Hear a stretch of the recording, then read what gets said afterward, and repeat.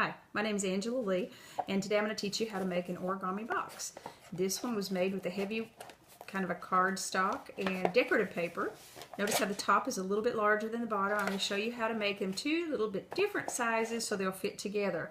The one we're going to make today is with some simple typing paper, and we're going to combine this with our little lesson of finding surface area and finding volume of a cube. This isn't quite a cube, but pretty close.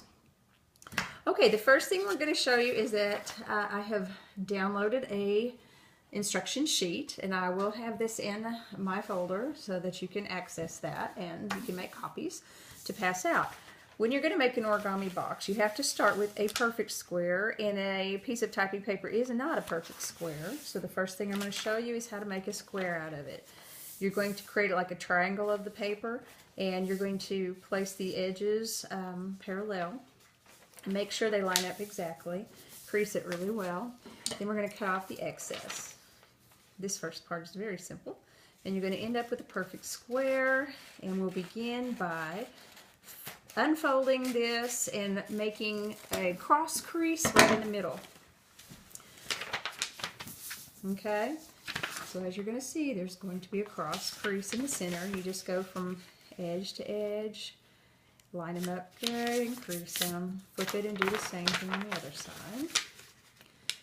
Okay, and then at this point we're going to open it back up, and we're going to begin to fold each end toward the center all the way around. Okay. And then once we do this, we're going to take our ends, and each end is going to go straight up to the center. Flip it around, go straight up to the center on this other side, and then we're going to open those. We're going to do the same for the other side as well.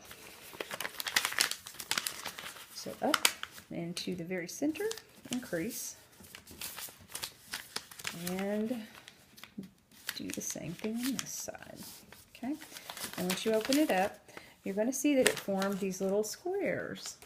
Have a paper on each end, and in between, if you open it up, you can see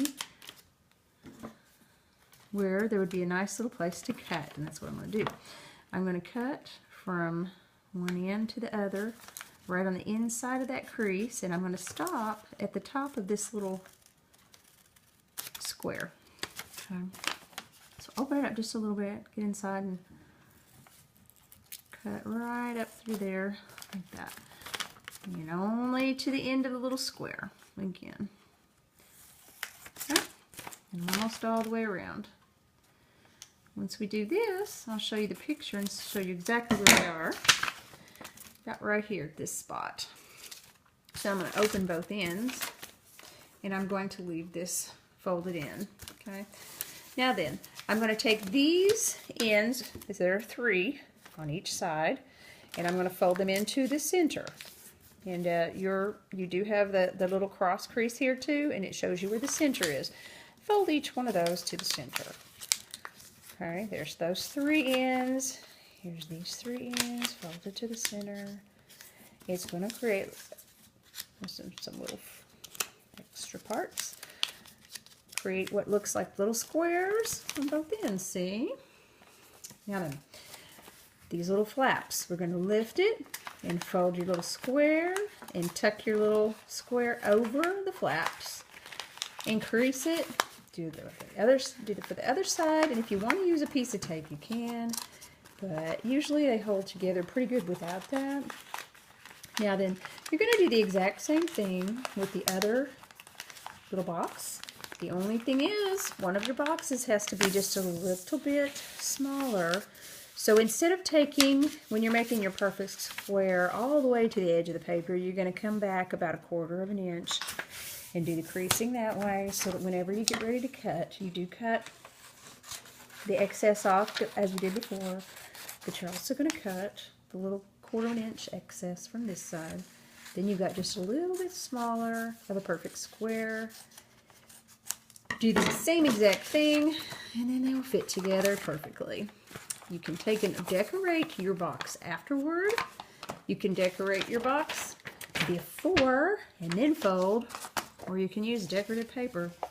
Take your pick. Thank you.